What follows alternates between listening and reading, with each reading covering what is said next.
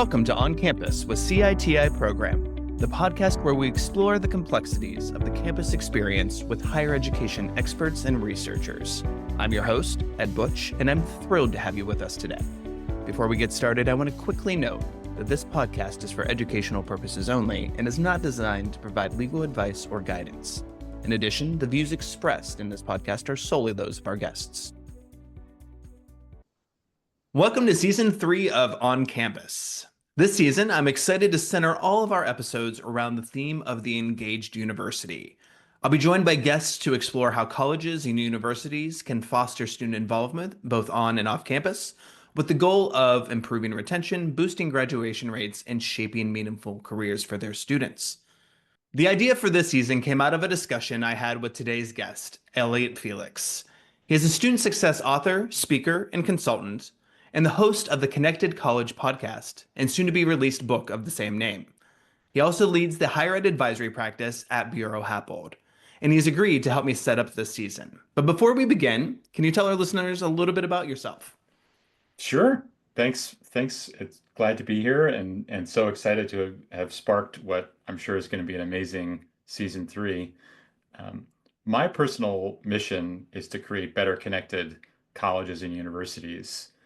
And what I hope is that students feel a sense of connection to their community, that they're connected to the support that helps them not just survive college, but thrive there, and that their coursework connects to careers, so they find that sense of purpose, and they're prepared, they're ready, and they can have a rewarding and meaningful career ahead of them. And that folks in higher ed are working even better together internally and partnering externally to make all that happen. And I really have come to that mission through my own experience. I like to say that I've been helping students since I was one. You know, I was like heavily involved in student government and was always trying to make things better for students. And that kind of classic thing where they say how you spend time out of the classroom is as important as in the classroom. Yeah. That's very much true for me. I got involved in student government at MIT in grad school, and we did a project that turns out to be not that different than what I do every day as a consultant to 100 plus institutions, and have been able to help more than 1 million students. And when I was a student, I was able to help maybe a couple hundred students. We did town hall meetings, we interviewed students, we did a survey to understand, how they were feeling, what was working, what wasn't working. We had sessions to brainstorm solutions, and then we took it all to the administration.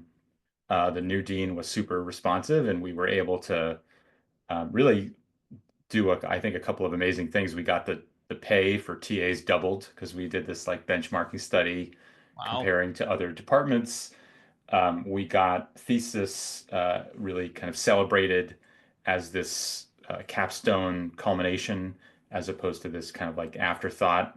And we even adjusted the scheduling grid to make it easier for us to cross enroll and take courses in other departments. So that was really a formative experience, and that's not too different than what I do every day, trying to help students and enable their success by helping universities and using my background so that we're really understanding and then transforming the spaces they learn and live in, the technology they use, the support services they rely on. Definitely. Well, it's interesting because, obviously, your experiences at, like you mentioned, MIT, and I think at UVA has really shaped a lot of what you're doing.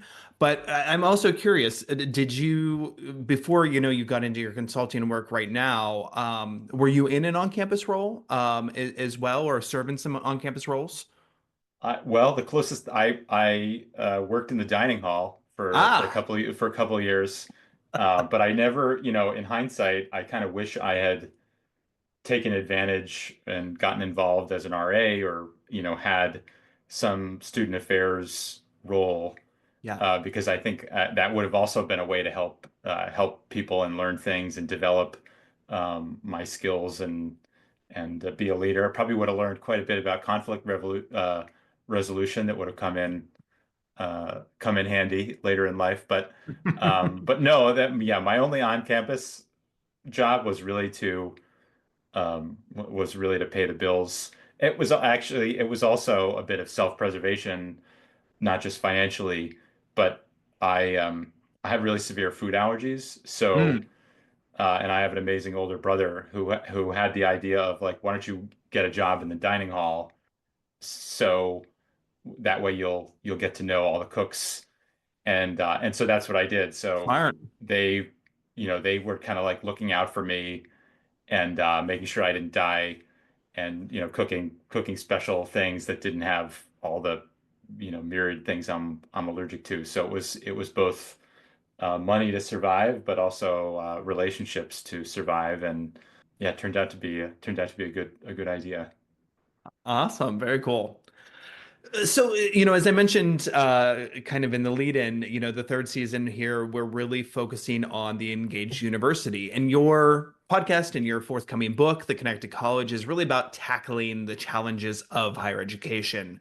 So, what do you think is really the biggest barrier to creating an engaged campus? And how do institutions really think about overcoming that? Well, I think about an engaged campus as one where students feel those kinds of connections and faculty, staff, administration, corporate and community partners do as well. So I'm kind of using connection and engagement somewhat synonymously, and I think is that a fair assumption? Yes. Okay. Yeah, I think so. Yeah.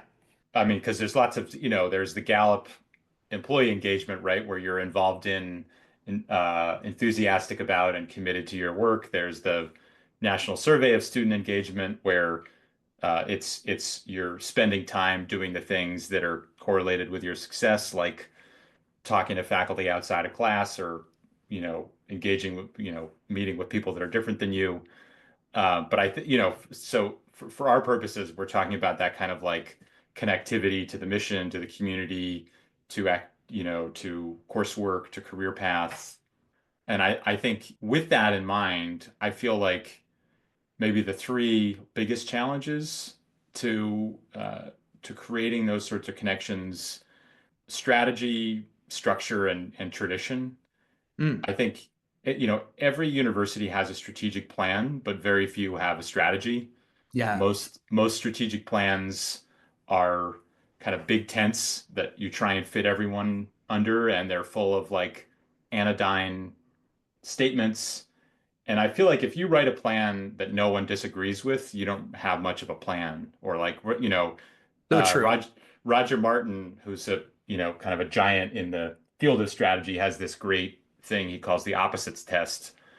And for your strategy to be a strategy, the opposite of it must also be a strategy, right? So if your strategy is like excellence, that's not really a strategy because you're not competing with a whole bunch of other people that are like promoting mediocrity, right? Like, but if your strategy is to like double down on health sciences for adult learners, that's a strategy that's kind of the opposite of broad-based liberal arts for 18 to 21-year-olds. Yeah. So, or, national health sciences versus regional liberal arts or whatever it might be. So I feel like a lot of where institutions go wrong is they don't have that focus, and so they get spread too thin.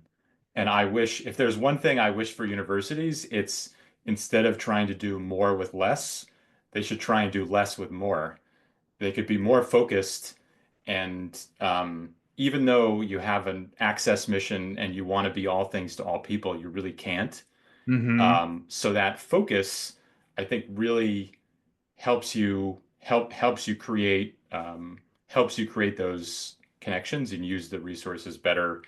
Then I think, silos get in the way. There's just a lot of with any large organization, you end up with a lot of functional divisions and departments, and everybody's kind of doing their own thing. Everybody has great intentions. Lots of people want to work together, but they're, physically distributed, or they're using different tools, or they're reporting to different people, or they're not incentivized to collaboration and collaboration is hard. And then I think tradition gets in the way. President Michael Sorrell from the president of Paul Quinn College has this amazing phrase, which is, we have to stop being more in love with our traditions than we are with our students. And I Mm. think um, traditions and the way we've done things and institutional inertia are really great in some cases. I mean, that's sort of what's accounts for so much of the longevity of higher ed and the reason we have institutions in this country that have been around for centuries and in other countries that have been around for, much more. But but I think, getting that balance of tradition and innovation right is really critical. Yeah, that's interesting. That's not something I guess that I wouldn't normally hear about and someone say when they're talking in this arena. So I think that's really great because you have to think that your customers, right? The people that you're there for, the students, they're changing. And so whether you want to, change those traditions or anything, like there's going to be resistance and things are going to have to change along with the students and along with the outer world pressures and things like that as well. So that's a really interesting. Yeah. Yeah, and there's going to be some things that don't need to change. Like, if you think about what employers want, certainly there's new tools and new technology and new skills that are industry specific and that are technical knowledge. But what they want, no matter what, are very durable skills around communication and critical Mhm. thinking and collaboration. So there's some things that change, and then there's other things that are quite constant. Um, and I think the barriers to engagement on there are sort of two sets of barriers, right? There are institutional barriers that we just talked about, but I think students face specific barriers on their own. I think the biggest one is usually time or money. If you look at students that are going part-time, they're way less involved because they have less time. If you look at adult learners, they're generally way less involved in, out in, for instance, extracurriculars or clubs activities, um, in part because they have other responsibilities. They're working full time. So I think you sort of have to address the problem of engagement both sort of like top down and bottom up, like from the institutional redesign and as well as understanding, you know, the students' barriers and ways that they can get over around them. Yeah, definitely, definitely. And I think this kind of leads into this kind of my next question, I guess, in terms of looking at the students and what they're doing, and that this engagement and connection really starts with the students, right? And something I heard on campus, at conferences, on webinars, all the time, you would hear that, right, we want to be a student-centered campus, right? But what does that actually look like in action? And how can schools really start to make that shift? Yeah, I mean, I think step one is having that ambition, which is great. So I applaud people for trying to be student-centered and student first.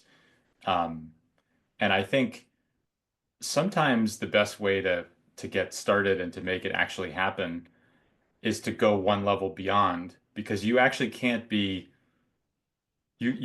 student centered without understanding students. So Mm-hmm. sometimes the first step is actually what do we mean by there is no one student, right? Right. And so what are the actual segments we're serving, and how do those different segments have different needs, um, have uh, have different motivations, have different expectations. So sometimes like doing some design research, some user research, ethnography, whatever you want to call it, to understand market research to understand your audiences, your students, your customers, um, is a great place to start because then you're not talking in the abstract about Hmm. some platonic ideal student. You're talking about real students with real needs, with real ambitions, with real anxieties, and that I think that helps a lot. So, for instance, like if you're thinking about a returning adult, the way you're student centered for a returning adult learner might be very different from how you're student centered for a first time, full time, um, finding yourself, shaping your future 18 to 21-year-old. Right. Um, so I would start with some segmentation and and then there'll be things in common. In fact we did a project for Portland State that started off like how can we serve adult online learners? And what was interesting is pretty much all the pain points they had were felt by on-campus Mm. 18-year-old students, right? About administrative systems and processes and digital sprawl. Yeah. They just felt them more acutely. Yeah. So Yeah. Yeah. a lot of you can segment, but a lot of times these things will also have common solutions. But it's such a great starting point because then you're not thinking in the abstract. It's sort of like anyone who's written a paper, if you have a really general thesis statement, you kind of peter out pretty quickly, right? But Hmm. if you make it specific, you can actually pull on that thread a lot longer, just to mix metaphors there. But you know, So obviously, the students are the reason that we work on campuses, right? So faculty and staff are there because of the students and what's going on. So what do you feel like faculty and staff, how can they be collaborators and contributors in creating these engaged spaces on campus? well, I think I'm glad you asked about like both faculty and staff because sometimes people hear engagement or student engagement and they think like, oh, like student affairs needs to like run more events and have more clubs.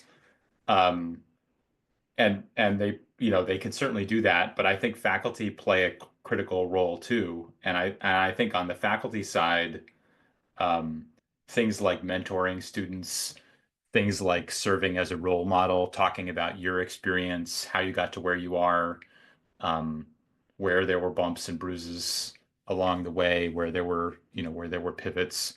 I think uh, what happens in the context of a course is so critical. That's how students get um, connected to something they're good at and maybe passionate about, and often the passion comes from the being good at, and that might be where you get introduced to your future career path.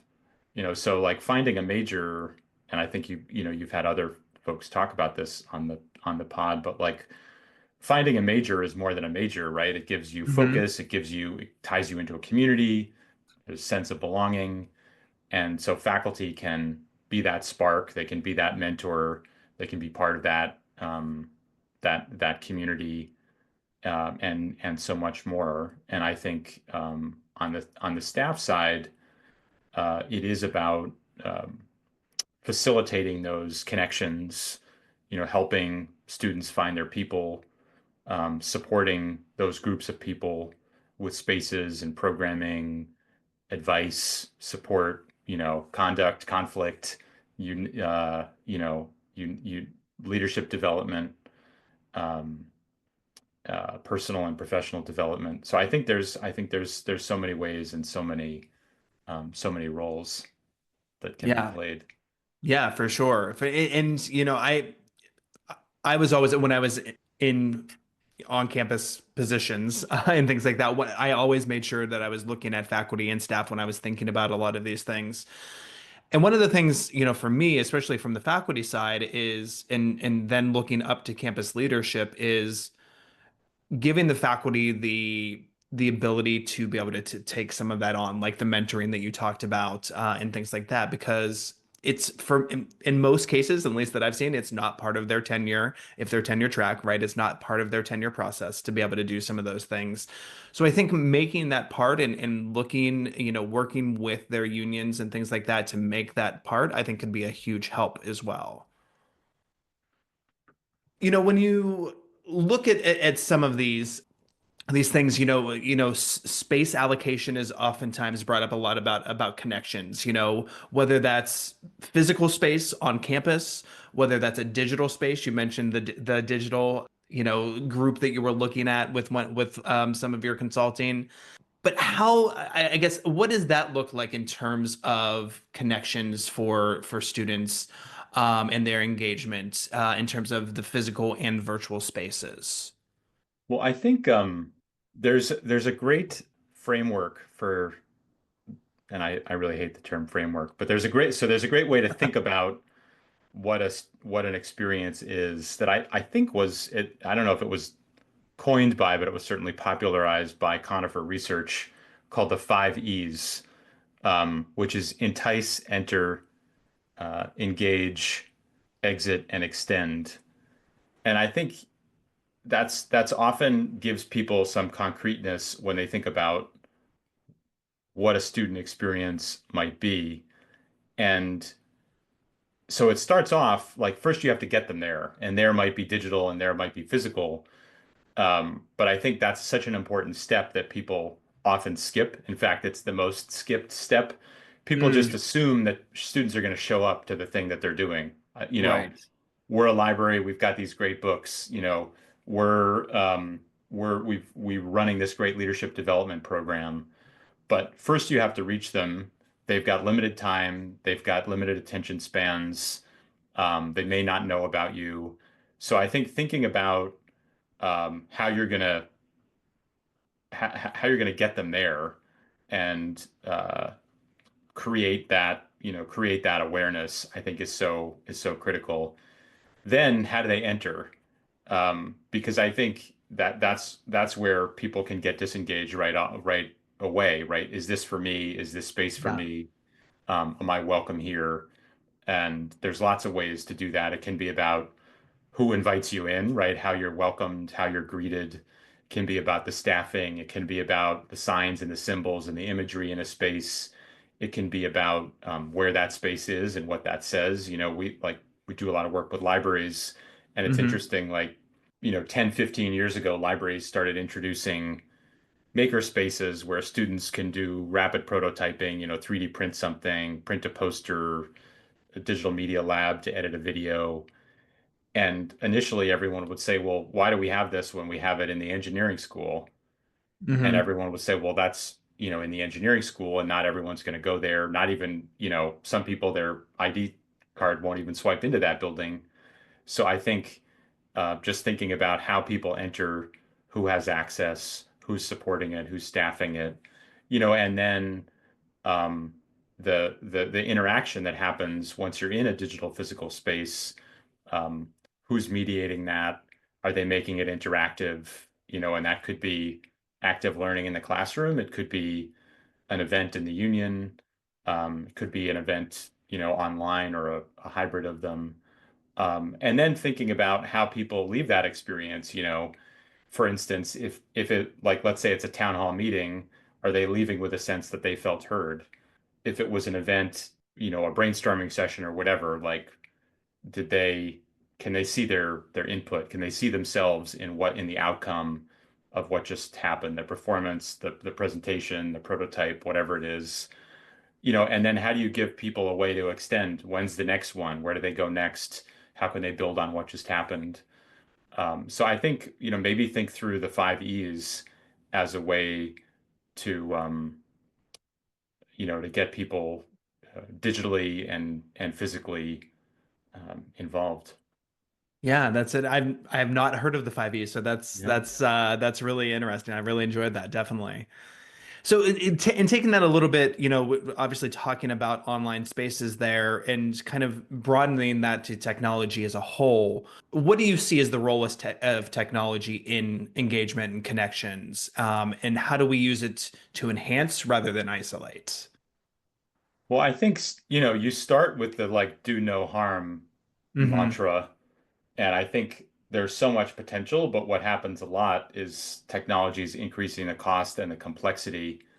Um, and I think, digital sprawl is maybe not as apparent as physical sprawl, where you can feel it based on a long commute.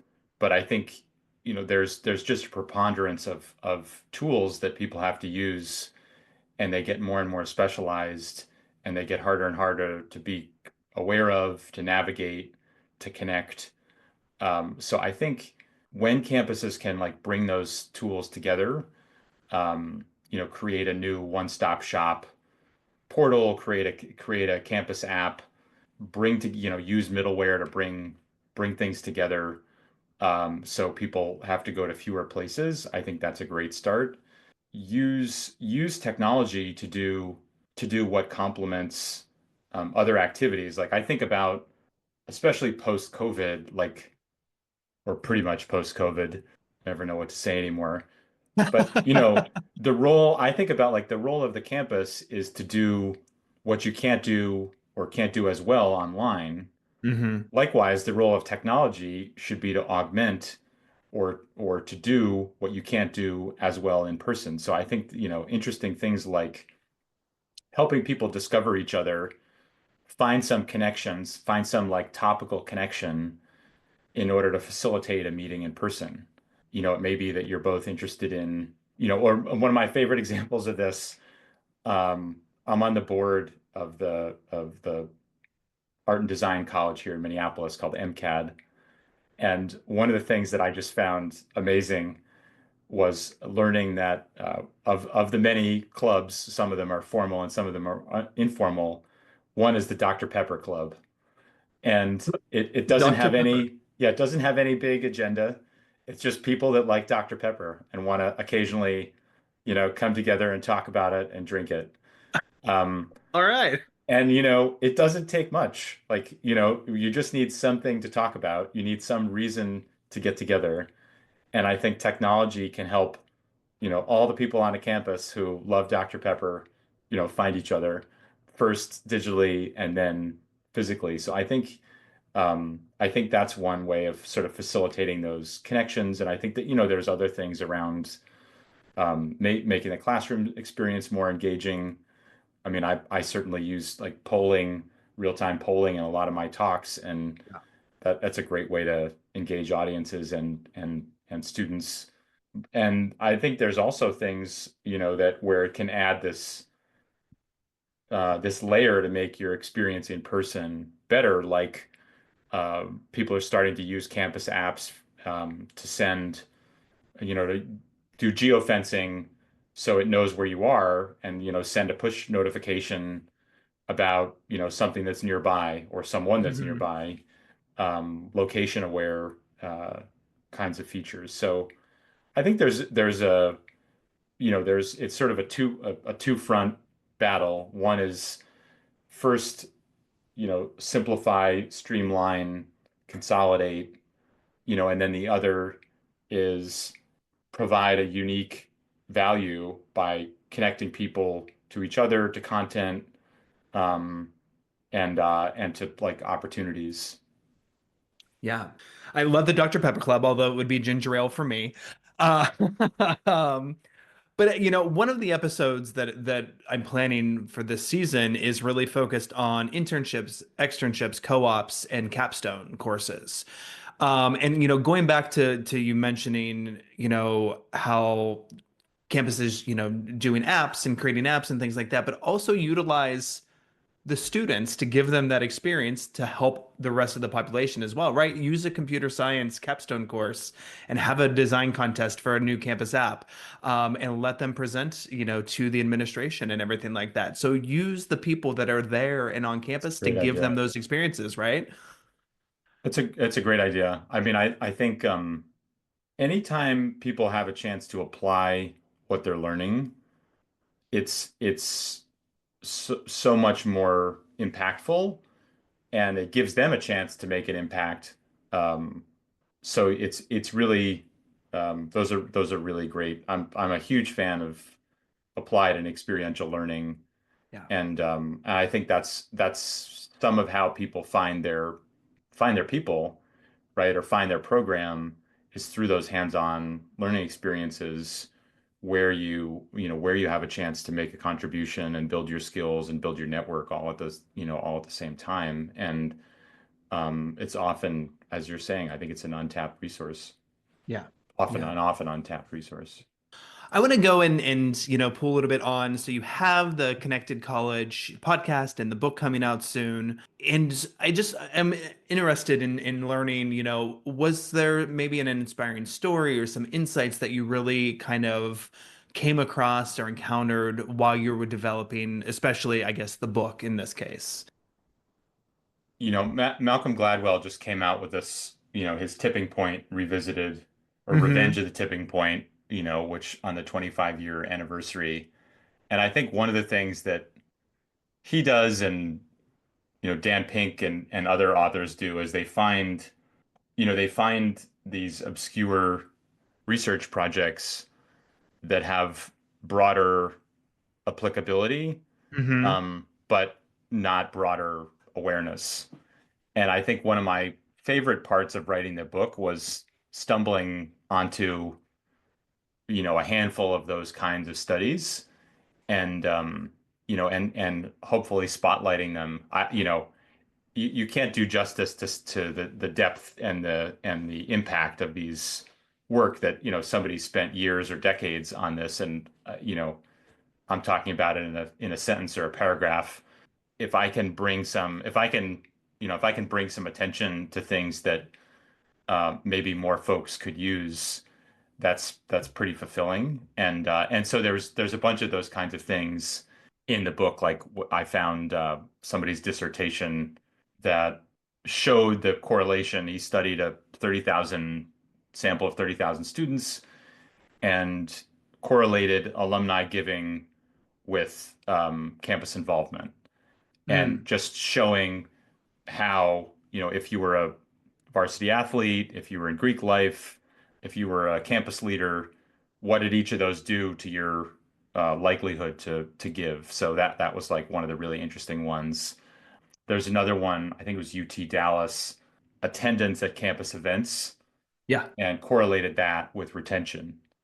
And it was like if you went to two events, you were like 22% more likely to retain from first to second year.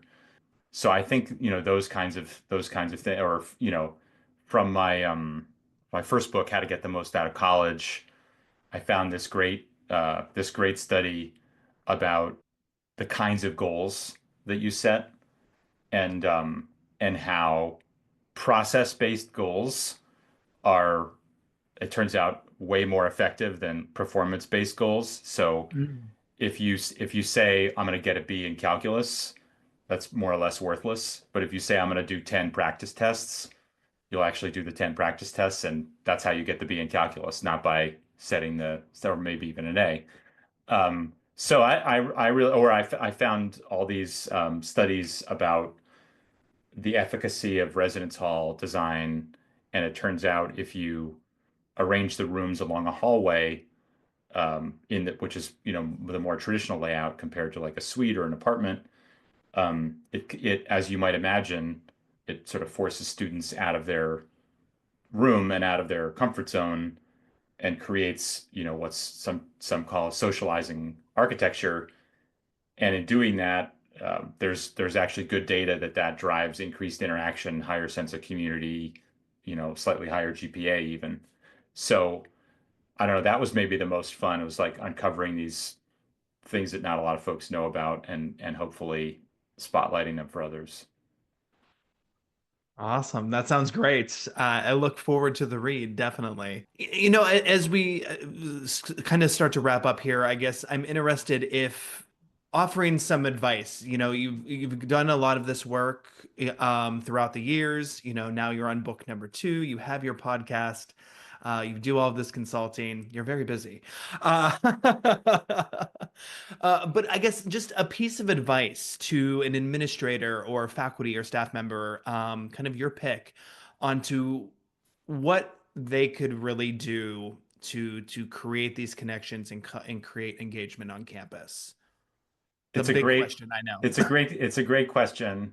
And I think, the way I, the book has strategy and tactics, and the way I end the book, I think is kind of interesting in that it seems like it's new advice, but a while back there's an organizational consultancy called August, and from them I learned about something that was written by the OSS, right, the precursor to the CIA in 1944, and it's called the Simple Sabotage Field Manual.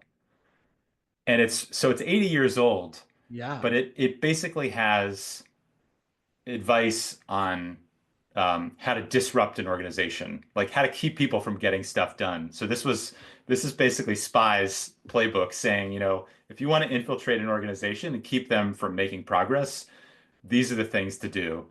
And it's things like make long speeches, refer back to things that were previously discussed, and keep unearthing, keep going back to previous decisions and questioning decisions that were already made.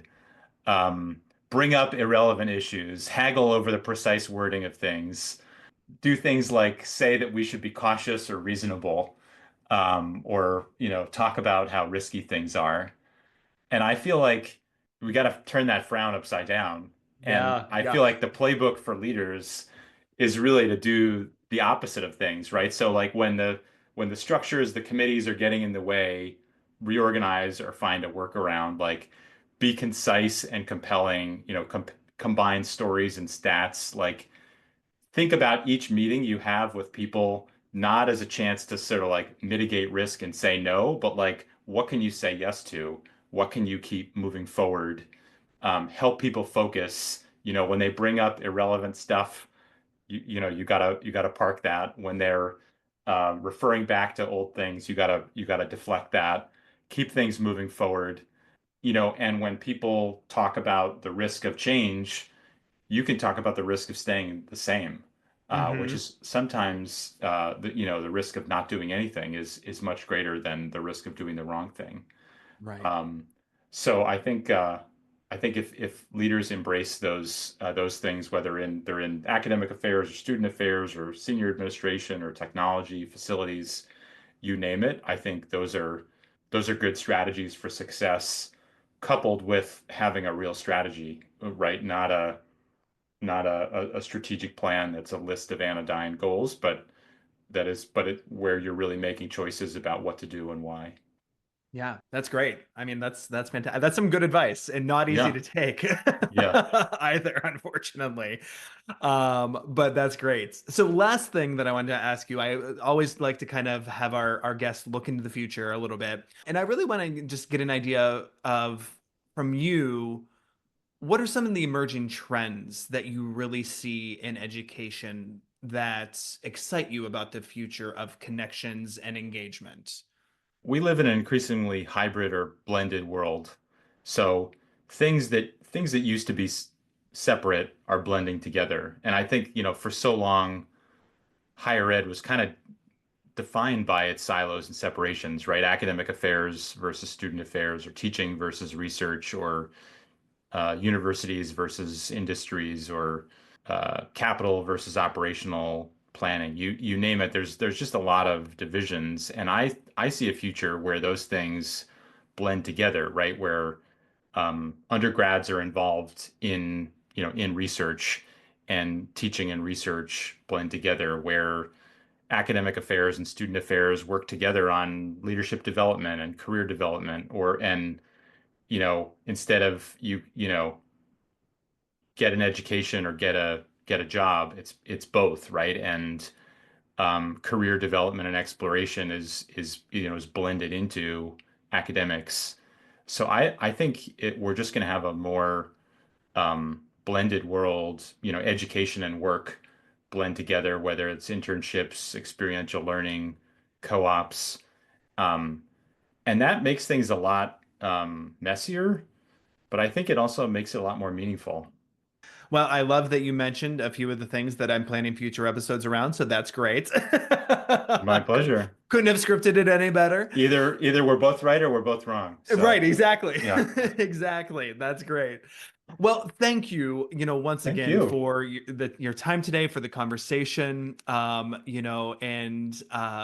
best of luck on the podcast and with the book and everything, and everything in the future. Thanks very much. And if folks want to check out the book and stay in touch, they can find it at elliottfelix.com. I invite all of our listeners to visit cityprogram.org to learn more about our courses and webinars on research, ethics, compliance, and higher education. I look forward to bringing you more expert guests to discuss what's happening on campus.